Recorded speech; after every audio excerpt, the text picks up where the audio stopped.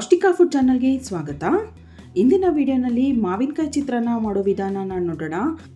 ವರ್ಷವಿಡೀ ನಿಂಬೆಹಣ್ಣಿನ ಚಿತ್ರಾನ್ನ, ತರಕಾರಿ ಚಿತ್ರಾನ್ನ, ಟೊಮೆಟೊ ಚಿತ್ರಾನ್ನ, ಹುಣಸೆ ಹಣ್ಣಿನ ಚಿತ್ರಾನ್ನ, ಈ ರೀತಿ ಹಲವಾರು ರೀತಿ ಮಾಡ್ತೀವಿ. ಆದರೆ ಸೀಸನ್ನಲ್ಲಿ ಮಾತ್ರ ಸಿಗೋ ಮಾವಿನಕಾಯಿನ ಬಳಸಿ ಮಾಡೋ ಚಿತ್ರಾನ್ನದ ರುಚಿ ತುಂಬಾ ವಿಶೇಷ. ಸಾಮಾನ್ಯವಾಗಿ ಯುಗಾದಿ ಹಬ್ಬದಲ್ಲಿ ಇದನ್ನು ಮಾಡ್ತಾರೆ. ಈ ರುಚಿಯಾದಂಥ ಮಾವಿನಕಾಯಿ ಚಿತ್ರಾನ್ನ ಮಾಡೋ ವಿಧಾನನ ಇಂದಿನ ವಿಡಿಯೋನಲ್ಲಿ ನೋಡೋಣ. ಹಾಗೆಯೇ ನೀವಿನ್ನೂ ಈ ಚಾನಲ್ನ ಸಬ್ಸ್ಕ್ರೈಬ್ ಮಾಡ್ಕೊಂಡಿಲ್ಲ ಅಂದರೆ ದಯವಿಟ್ಟು ಸಬ್ಸ್ಕ್ರೈಬ್ ಮಾಡ್ಕೊಳ್ಳಿ. ಮೀಡಿಯಮ್ ಸೈಜ್ಗಿಂತಲೂ ಸ್ವಲ್ಪ ದೊಡ್ಡದಿರೋ ಅಂಥ ಒಂದು ತೋತಾಪುರಿ ಮಾವಿನಕಾಯಿ ತೊಗೊಂಡಿದ್ದೀನಿ. ತೋತಾಪುರಿ ಮಾವಿನಕಾಯಿ ಚಿತ್ರಾನ್ನ ತುಂಬ ರುಚಿಯಾಗಿರುತ್ತೆ.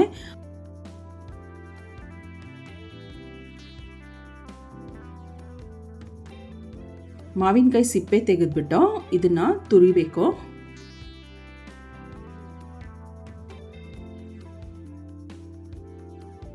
ನೋಡಿ, ಮಾವಿನಕಾಯಿ ಸಿಪ್ಪೆ ಎಲ್ಲ ತೆಗೆದಿದ್ದಾಗಿದೆ. ಇದನ್ನು ತೊಳೆದ್ಬಿಟ್ಟು ತಗೊಳ್ಳೋಣ. ಮಾವಿನಕಾಯಿ ತೊಳೆದಿದ್ದಾಗಿದೆ. ಈಗ ಇದನ್ನು ತುರಿಬೇಕು.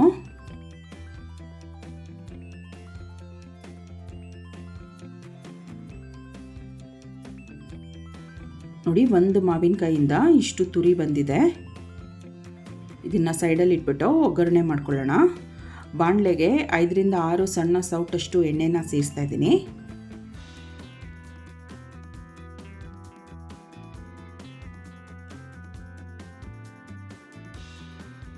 ಎಣ್ಣೆ ಬಿಸಿಯಾದ ನಂತರ 1 ಒಳ ಮುಷ್ಟಿಯಷ್ಟು ಕಡಲೆಕಾಯಿ ಬೀಜನ ಸೇರಿಸ್ತಾ ಇದ್ದೀನಿ. ಮೊದಲು ಕಡಲೆಕಾಯಿ ಬೀಜನ ಹುರಿದ್ಬಿಟ್ಟು ಸಪ್ರೇಟಾಗಿ ತೆಗೆದಿಟ್ಕೊಳ್ತಾ ಇದ್ದೀನಿ.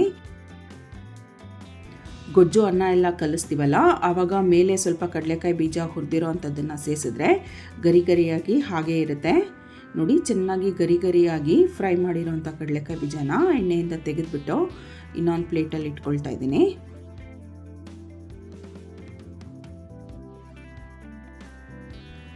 ಅದೇ ಕಾದಿರೋ ಎಣ್ಣೆಗೆ 1 ಚಮಚ ಸಾಸಿವೆ ಸೇರಿಸ್ತಾ ಇದ್ದೀನಿ. ಸಾಸಿವೆ ಚಿಟ್ಕುಟ್ಟಿದ ನಂತರ ಕಡಲೆಬೇಳೆ 1.5 ಟೇಬಲ್ ಸ್ಪೂನಷ್ಟು, ನಂತರ ಉದ್ದಿನಬೇಳೆ ಕೂಡ ಸೇರಿಸ್ತಾ ಇದ್ದೀನಿ 1.5 ಚಮಚ. ಇದನ್ನು ಕೂಡ ಗರಿ ಗರಿಯಾಗಿ ಫ್ರೈ ಮಾಡ್ಕೋಬೇಕು. ಸ್ವಲ್ಪ ಹಿಂಗು ಕೂಡ ಸೇರಿಸ್ತಾ ಇದ್ದೀನಿ.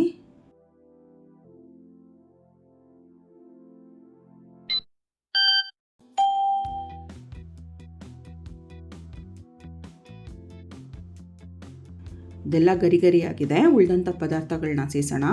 8 ರಿಂದ 10 ಹಸಿಮೆಣಸಿನ್ಕಾಯಿಗಳನ್ನ ಮಧ್ಯಕ್ಕೆ ಸೀಳ್ಬಿಟ್ಟು ಸೇರಿಸ್ತಾ ಇದ್ದೀನಿ. ಹಾಗೆಯೇ 8-10 ಎಸಳು ಬೆಳ್ಳುಳ್ಳಿನ ಸ್ವಲ್ಪ ಜಜ್ಜಿಬಿಟ್ಟು ಸೇರಿಸ್ತಾ ಇದ್ದೀನಿ. ಆಪ್ಷನಲ್ಲು, ಬೇಡ ಅಂದರೆ ಸ್ಕಿಪ್ ಮಾಡ್ಬೋದು. ತುರಿದಿರೋ ಅಂಥ ಶುಂಠಿ 1 ಟೇಬಲ್ ಸ್ಪೂನಷ್ಟು ಸೇರಿಸ್ತಾ ಇದ್ದೀನಿ. ಇದಕ್ಕೆ ನಾನು ಈರುಳ್ಳಿನ ಸೇರಿಸ್ತಾ ಇಲ್ಲ. ಕೆಲವರು ಈರುಳ್ಳಿ ಕೂಡ ಹಾಕ್ಕೊಳ್ತಾರೆ. ನಮ್ಮ ಮನೆಯಲ್ಲಿ ಈರುಳ್ಳಿ ಸೇರಿಸೋದಿಲ್ಲ. ಒಂದು ಸ್ವಲ್ಪ ಕರಿಬೇವಿನ ಸೊಪ್ಪು ಕೂಡ ಸೇರಿಸಿದ್ದೀನಿ. ಅರ್ಧ ಚಮಚ ಅರಿಶಿನ ಪುಡಿ ಹಾಕೋಣ.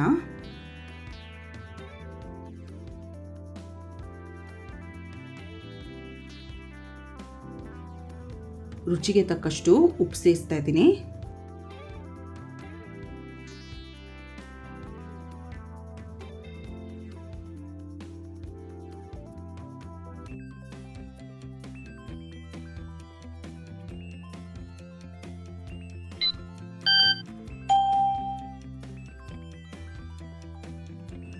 ಈ ಹಂತದಲ್ಲಿ ತೆಂಗಿನ ತುರಿ ಹಾಕೋಣ, ಅರ್ಧ ಕಪ್ಪಷ್ಟು. ಹಾಗೆಯೇ ಅರ್ಧ ಕಪ್ಪಷ್ಟು ಹೆಚ್ಚಿರೋಂಥ ಕೊತ್ತಂಬರಿ ಸೊಪ್ಪು ಕೂಡ ಸೇರಿಸ್ತಾ ಇದ್ದೀನಿ. ಇದನ್ನು ಸ್ವಲ್ಪ ಬಾಡಿಸ್ಬೇಕು.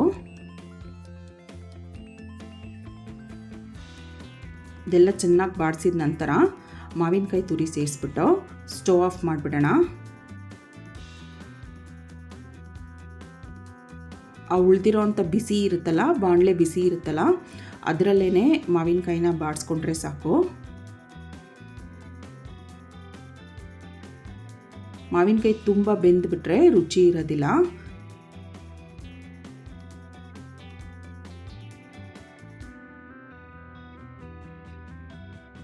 ನೋಡಿ, ಮಾವಿನಕಾಯಿ ಚಿತ್ರಾನ್ನ ಗೊಜ್ಜು ಸಿದ್ಧವಾಗಿದೆ.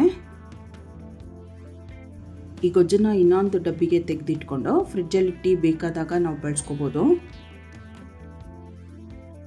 ನೋಡಿ ಇಷ್ಟು ಗೊಜ್ಜುಗೂ ನಾನು ಅನ್ನಕ್ಕೆ ಕಲಿಸ್ತಾ ಇಲ್ಲ, ಒಂದು ಸ್ವಲ್ಪ ಗೊಜ್ಜನ್ನು ತೆಗೆದಿಟ್ಕೊಳ್ತಾ ಇದ್ದೀನಿ. ಚಿತ್ರಾನ್ನಕ್ಕೆ ಅನ್ನ ಬಿಡಿ ಬಿಡಿಯಾಗಿ ಮಾಡಿರಬೇಕು. ಗೊಜ್ಜು ಅನ್ನ ಎಲ್ಲ ಚೆನ್ನಾಗಿ ಹೊಂದೋ ಹಾಗೆ ಕಲಿಸ್ಕೋಬೇಕು. ಉಪ್ಪು ಸ್ವಲ್ಪ ಕಡಿಮೆ ಅನಿಸಿದ್ರೆ ಈ ಹಂತದಲ್ಲಿ ಸ್ವಲ್ಪ ಉಪ್ಪು ಸೇರಿಸ್ಬಿಟ್ಟು ಕಲಿಸ್ಕೋಬೋದು.